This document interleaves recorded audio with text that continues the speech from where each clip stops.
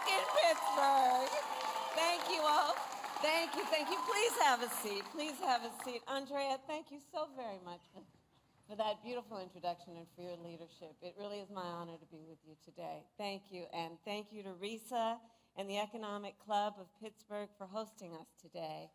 And I also want to thank Mayor Gainey for being here. Mayor, you greet me each time I come to Pittsburgh. I thank you so very much for that and your leadership. Thank you. So, hello, friends. Let's get started. Okay. So we gather at a moment of great consequence. In this election, I believe we have an extraordinary opportunity to make our middle class the engine of America's prosperity, to build a stronger economy where everyone, everywhere, has a chance to pursue their dreams and aspirations, and to ensure that the United States of America continues to out-innovate and out-compete the world. Over the past 3.5 years, we have taken major steps forward to recover from the public health and economic crisis we inherited. Inflation has dropped faster here than the rest of the developed world. Unemployment is near record low levels. We have created almost 740,000 manufacturing jobs, including 650 at the battery manufacturing plant over in Turtle Creek.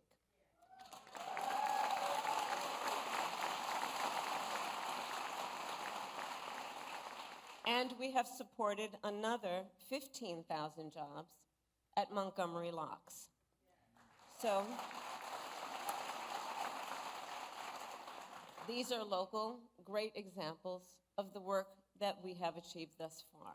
And last week, for the first time, of course, in 4.5 years, the Federal Reserve cut interest rates, which will make it just a little easier for families to buy a home or a car or just pay down their credit card bill. But let's be clear, for all these positive steps, the cost of living in America is still just too high. You know it, and I know it. And that was true long before the pandemic hit. Many Americans who aspire to own a home are unable to save enough for a down payment on a house, and starting to think that maybe home ownership is just outside of their reach. Folks who live in factory towns and in rural communities, who have lost jobs, are wondering if those jobs will ever come back. Many Americans are worried about how they'll afford the prescription medication they depend on. All of this is happening at a time when many of the biggest corporations continue to make record profits while wages have not kept up pace. I understand the pressures of making ends meet. I grew up in a middle-class family, and while we were more fortunate than many, I still remember my mother sitting at that yellow Formica table, late at night, cup of tea in hand, with a pile of bills in front of her, just trying to make sure that she paid them off by the end of the month. Like so many Americans, just trying to make it all work. Every day, millions of Americans are sitting around their own kitchen tables and facing their own financial pressures. Because over the past several decades, our economy has grown better and better for those at the very top, and increasingly difficult for those trying to attain, build, and hold on to a middle-class life. In many ways, this is what this election is all about. The American people face a choice between two fundamentally very different paths for our economy. I intend to chart a new way forward and grow America's middle class. Donald Trump intends to take America backward to the failed policies of the past. He has no intention to grow our middle class. He's only interested in making life better for himself and people like himself, the wealthiest of Americans. You can see it spelled out in his economic agenda. An agenda that gives trillions of dollars in tax cuts to billionaires and the biggest corporations, while raising taxes on the middle class by almost $4,000 a year, slashing overtime pay, throwing tens of millions of Americans off of health care, and cutting Social Security and Medicare. In sum, his agenda would weaken the economy and hurt working people and the middle class. You see, for Donald Trump, our economy works best if it works for those who own the big skyscrapers, not those who actually build them, not those who wire them, not those who mop the floors,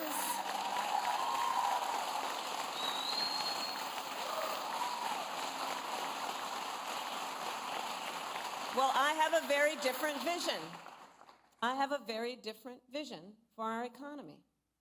I believe we need to grow our middle class and make sure our economy works for everyone, for people like the people in the neighborhood where I grew up and the hardworking Americans I meet every day across our nation. So I call my vision the opportunity economy. And it's about making sure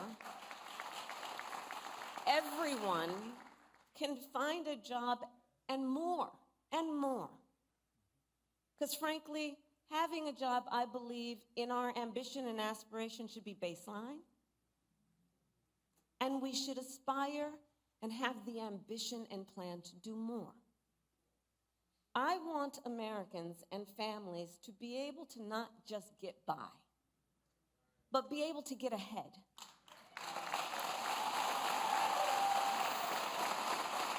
To thrive, be able to thrive. I don't want you to have to worry about making your monthly rent if your car breaks down. I want you to be able to save up for your child's education, to take a nice vacation from time to time. I want you to be able to buy Christmas presents for your loved ones without feeling anxious when you're looking at your bank statement. I want you to be able to build some wealth, not just for yourself, but also for your children and your grandchildren, intergenerational wealth.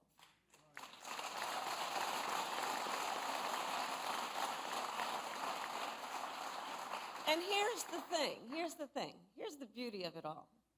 We know how to build an economy like that. We do know how to unlock strong, shared economic growth for the American people. History has shown it, time and again. When we invest in those things that strengthen the middle class, manufacturing, housing, healthcare, education, small businesses, and our communities, we grow our economy and catalyze the entire country to succeed. I have pledged that building a strong middle class will be a defining goal of my presidency. And the reason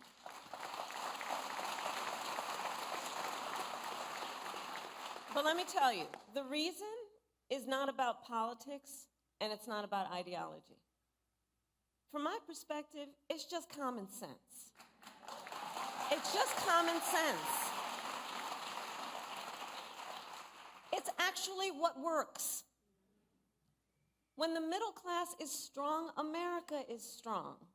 And we can build a stronger middle class.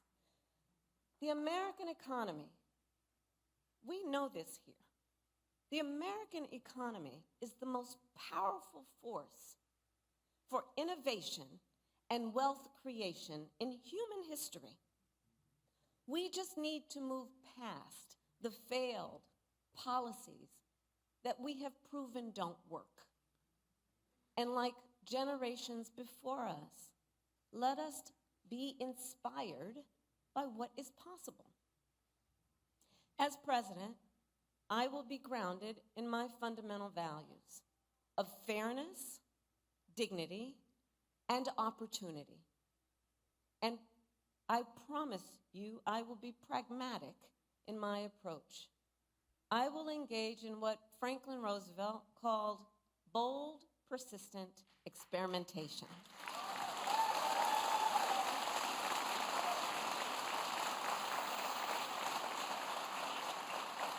Because I believe we shouldn't be constrained by ideology and instead should seek practical solutions to problems, realistic assessments of what is working and what is not, applying metrics to our analysis, applying facts to our analysis, and stay focused then not only on the crises at hand, but on our big goals, on what's best for America over the long term.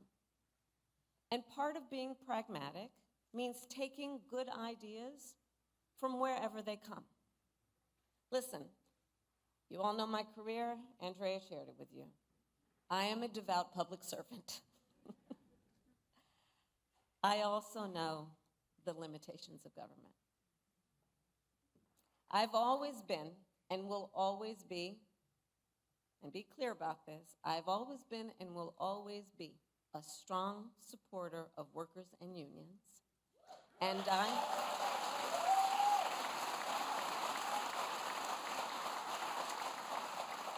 I also believe we need to engage those who create most of the jobs in America. Look, I'm a capitalist. I believe in free and fair markets. I believe in consistent and transparent rules of the road to create a stable business environment. And I know the power of American innovation. I've been working with entrepreneurs and business owners my whole career. And I believe companies need to play by the rules. Respect the rights of workers and unions, and abide by fair competition. And if they don't, I will hold them accountable. And if anyone has a question about that, just look at my record as Attorney General.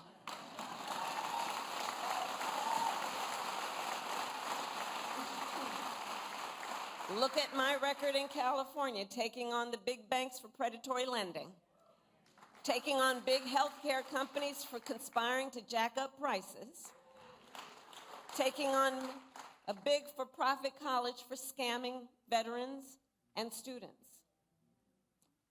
At the same time, I believe that most companies are working hard to do the right thing by their customers and the employees who depend on them. And we must work with them to grow our economy. I believe an active partnership between government and the private sector is one of the most effective ways to fully unlock economic opportunity. And that is what I will do when I am president.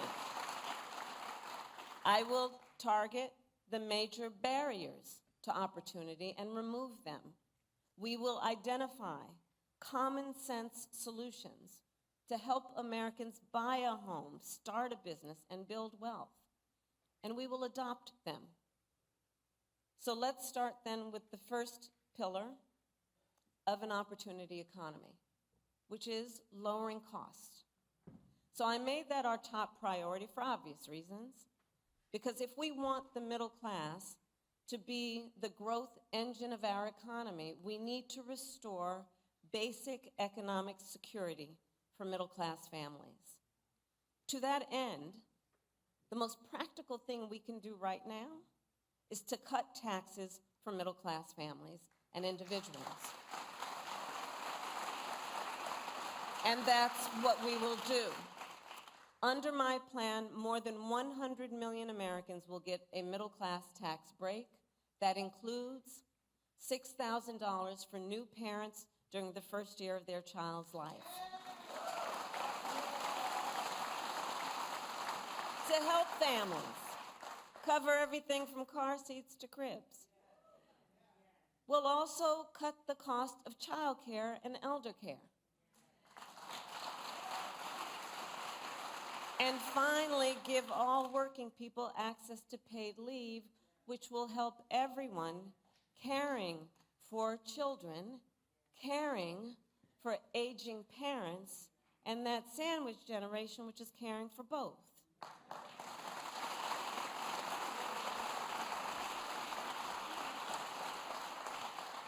So I have a personal experience with caregiving. I remember being there for my mother when she was diagnosed with cancer, cooking meals for her, taking her to her appointments, just trying to make her comfortable, figuring out which clothes were soft enough that they wouldn't irritate her, and telling her stories to try and make her laugh. I know caregiving is about dignity. It really is. And when we lower the cost and ease the burdens people face, we will not only make it then easier for them to meet their obligations as caregivers, we will also make it more possible for them to go to work and pursue their economic aspirations. And when that happens, our economy as a whole grows stronger. Now, middle-class tax cuts are just the start of my plan. We will also go after the biggest drivers of cost for the middle class and work to bring them down. And one of those, some would argue one of the biggest, is the cost of housing. So here's what we will do. We will cut the red tape that stops homes from being built and take on, in addition, corporate landlords who are hiking rental prices. And we will work with builders and developers to construct 3 million new homes and rentals for the middle class, because increasing the housing supply will help drive down the cost of housing.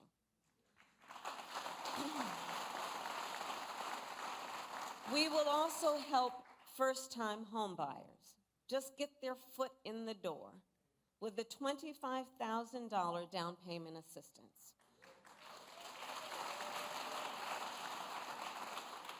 Because the goal is clear. Let's help more Americans afford to buy a home, which we know is a critical step in their ability to grow their wealth and intergenerational wealth.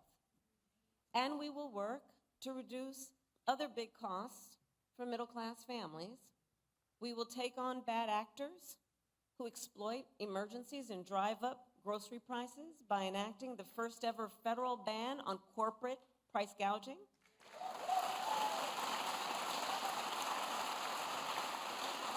I had the experience of dealing with that when I was Attorney General. We will take on Big Pharma and cap the cost of prescription drugs for all Americans, just like we did for our seniors. Now, by contrast, Donald Trump has no intention of lowering costs for the middle class. In fact, his economic agenda would actually raise prices.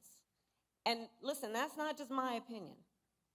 A survey of top economists by the Financial Times and the University of Chicago found that by an overwhelming 70 to 3% margin, my plan would be better for keeping inflation low. Objective economists have been very clear.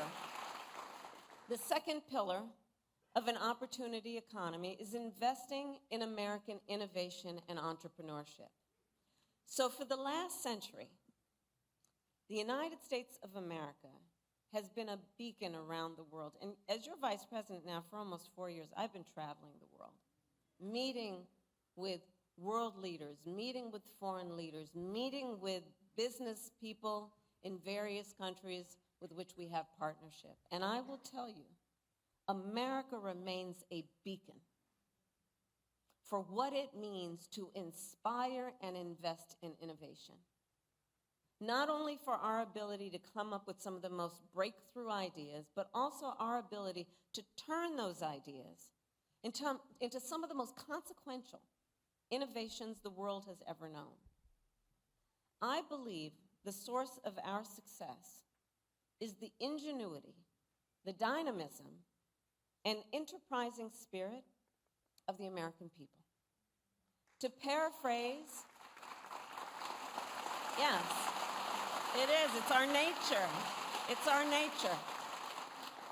To paraphrase Warren Buffett, since the founding of our nation, there has been no incubator for unleashing human potential like America.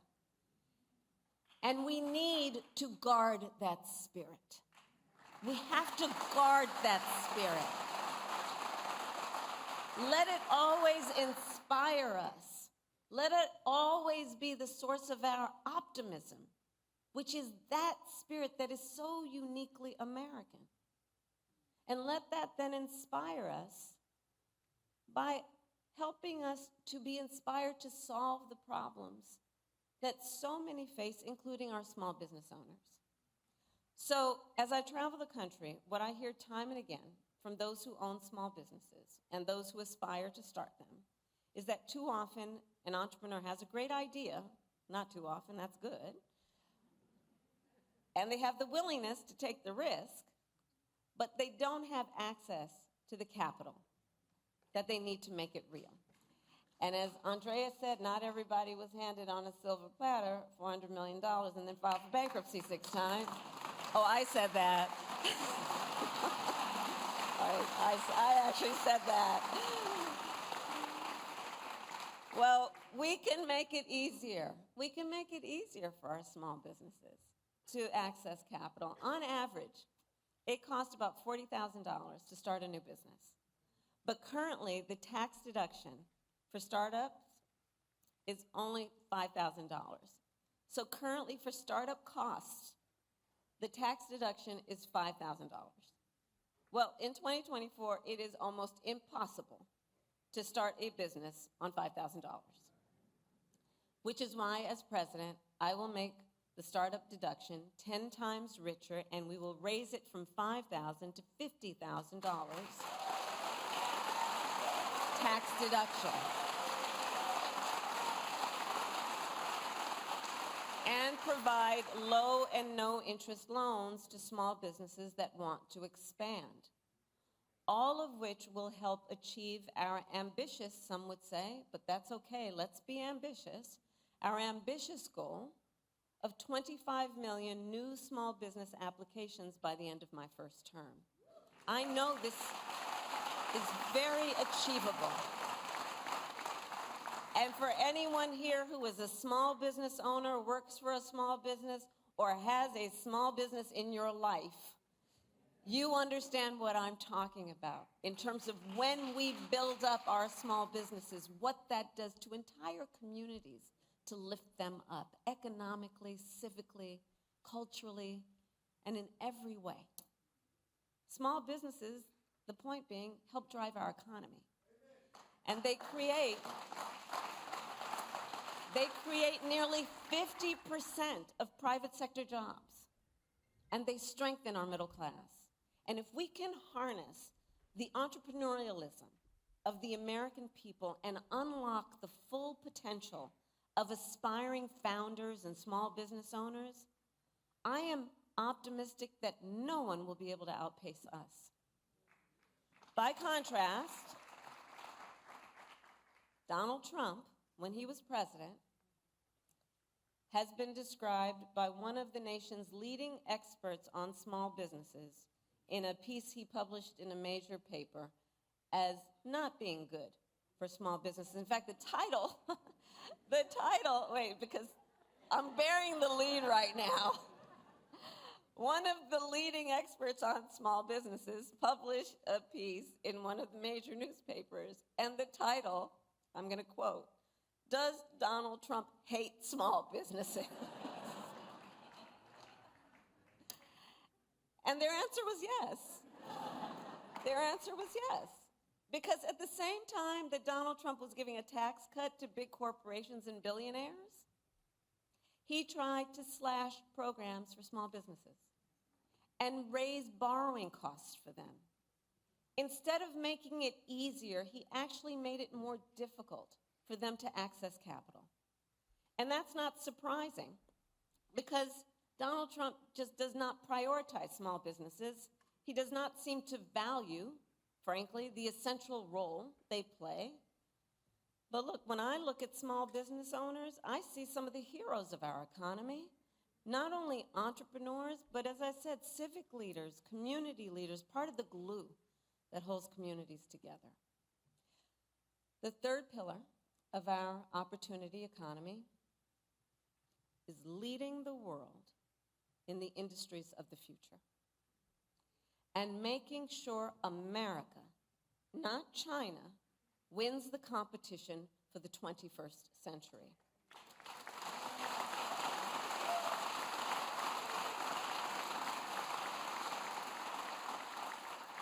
One of the recurring themes in American history is that when we make an intentional effort to invest in our industrial strength, it leads to extraordinary prosperity and security, not only for years, but for generations. Think of Alexander Hamilton having the foresight to build the manufacturing capabilities of our new nation. Think of Lincoln and the Transcontinental Railroad. Think of Eisenhower and the interstate highway system. Kennedy committing America to win the space race and spurring innovation across our society. From our earliest days, America's economic strength has been tied to our industrial strength. And the same is true today. So I will recommit the nation to global leadership in the sectors that will define the next century. We will invest in biomanufacturing and aerospace, remain dominant in AI and quantum computing, blockchain and other emerging technologies, expand our lead in clean energy innovation and manufacturing,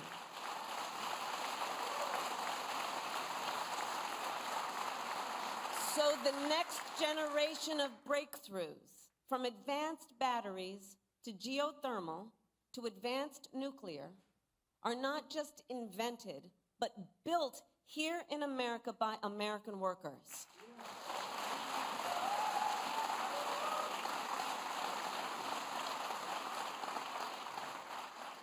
And we will invest in the industries that, for example, made Pittsburgh the Steel City by offering tax credits for expanding good union jobs in steel and iron and manufacturing communities like here in Mon Valley.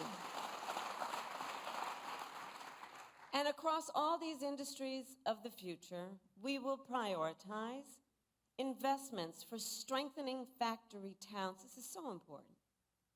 For strengthening factory towns, retooling existing factories, hiring locally, and working with unions, because no one who grows up in America's greatest industrial or agricultural centers should be abandoned. And understand what that means for real people, people we know, people we care about. We don't have to abandon a strength we've known to achieve a strength that we plan.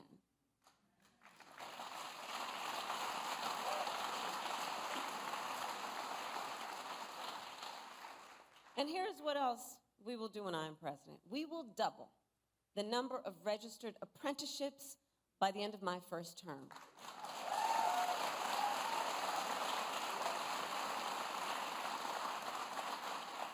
Because I almost made it a goal of mine. I think I am going to fall short, but trying to visit every IBEW local in America, because I'm going to tell you, those apprenticeship programs, those are tough duty, man.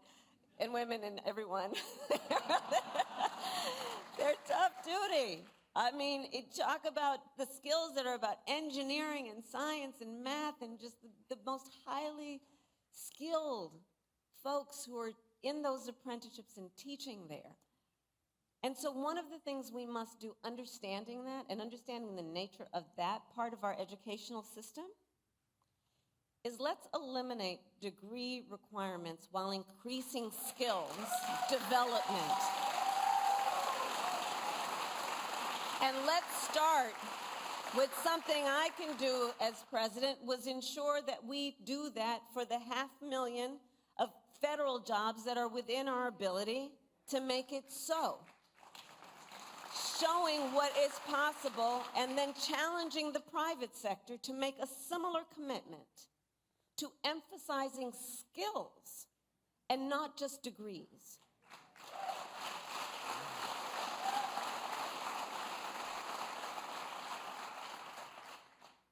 And we will reform our tax laws to make it easier for businesses to let workers share in their company's success. And I will challenge the private sector to do more, to lift up workers through equity, profits, and benefits, so more people can share in America's success and prosperity.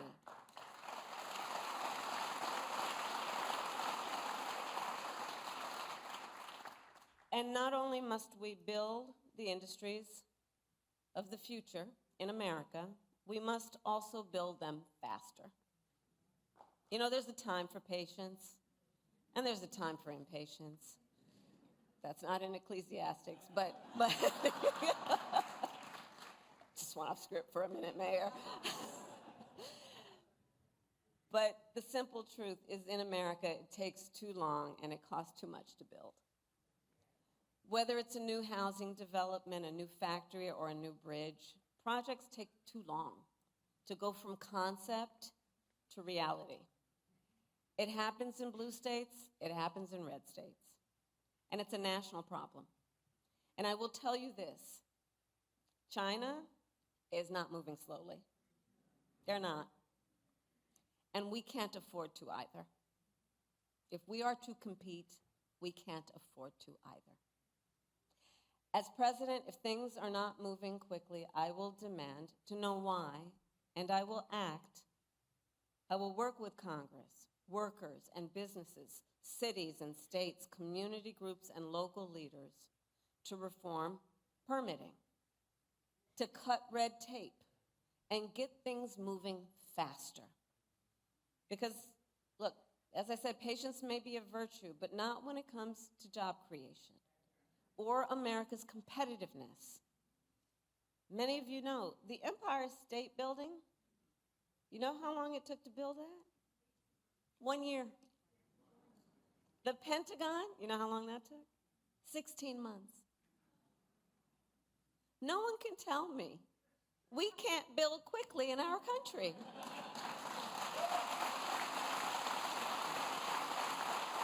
I've got empirical evidence. Now look, my opponent, Donald Trump, well, he makes big promises on manufacturing. Just yesterday, he went out and promised to bring back manufacturing jobs. And if that sounds familiar, it should. In 2016, he went out and made that very same promise about the Carrier plant in Indianapolis. You'll remember, Carrier then offshored hundreds of jobs to Mexico under his watch. And it wasn't just there. On Trump's watch, offshoring went up and manufacturing jobs went down across our country and across our economy. All told, almost 200,000 manufacturing jobs were lost during his presidency, starting before the pandemic hit, making Trump one of the biggest losers ever on manufacturing.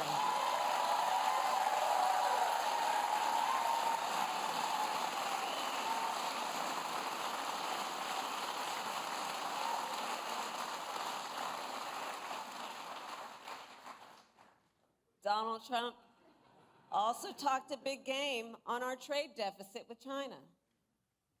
But it is far lower under our watch than any year of his administration. While he constantly got played by China,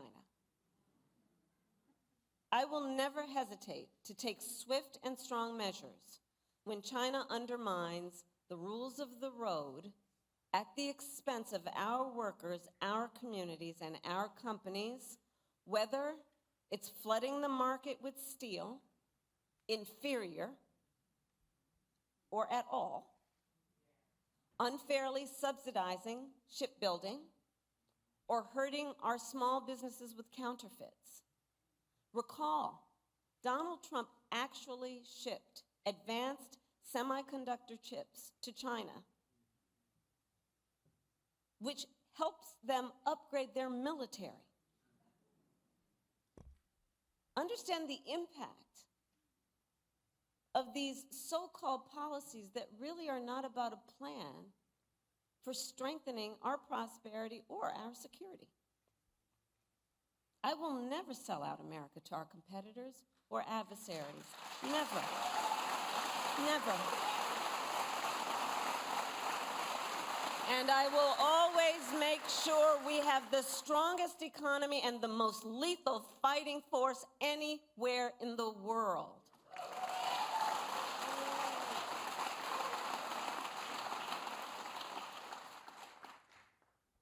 So at this pivotal moment, we have an extraordinary opportunity to chart a new way forward, one that positions the United States of America and all of us who are blessed to call this home for success and prosperity in the 21st century.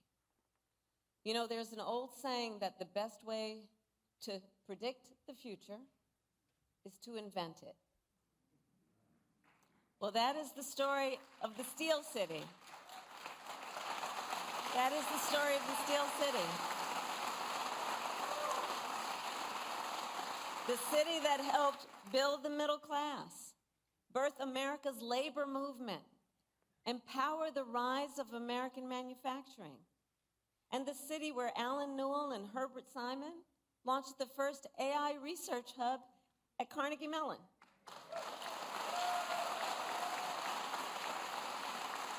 And created entirely new fields like machine learning.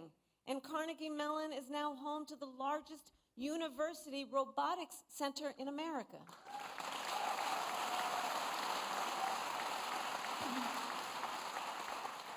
So the proud heritage of Pittsburgh, I so strongly believe, reveals the character of our nation. A nation that harnesses the ambitions, the dreams, and the aspirations of our people, seizes the opportunities before us because we see them, because we believe in them, and then invents the future. That is what we have always done, and that is what we must now do. And I know we will. I thank you all for inviting me. May God bless you. May God bless the United States of America. Thank you.